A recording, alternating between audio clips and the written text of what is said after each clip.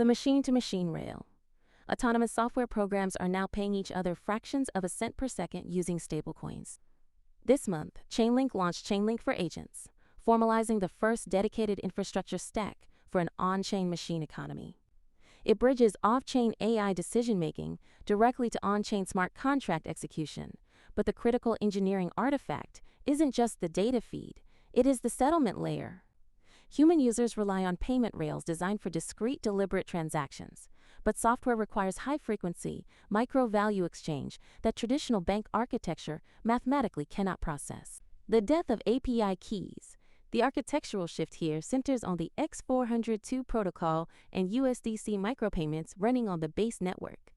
Historically, software acts as data through API keys and bundled monthly subscriptions because credit card-based fees make microtransactions economically unviable.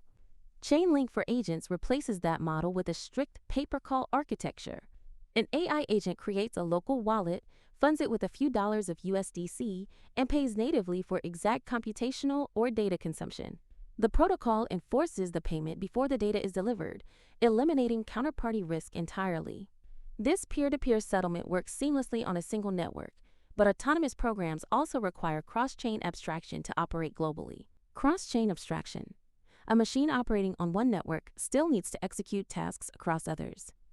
Chainlink solves this routing problem by combining its runtime environment with its cross-chain interoperability protocol. When an AI agent on base needs to execute a trade on Arbitrum, it doesn't open a new wallet. It uses the interoperability protocol to transfer the instruction and the stablecoin simultaneously. This seamless interoperability across fragmented networks leads directly to the core structural implication. The structural implication.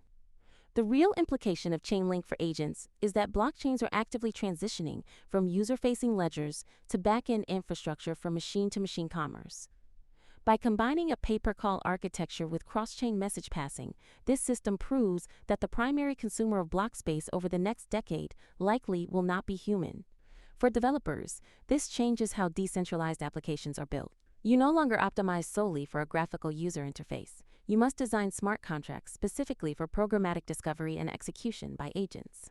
For network strategists, this completely alters how you model token velocity, as protocol bandwidth shifts from retail trading volume to automated, high-frequency infrastructure payments. The critical indicator to watch over the next 6 months is the migration rate of traditional Web2 data providers adopting the X402 standard to monetize their APIs directly to these on-chain agents. Subscribe for more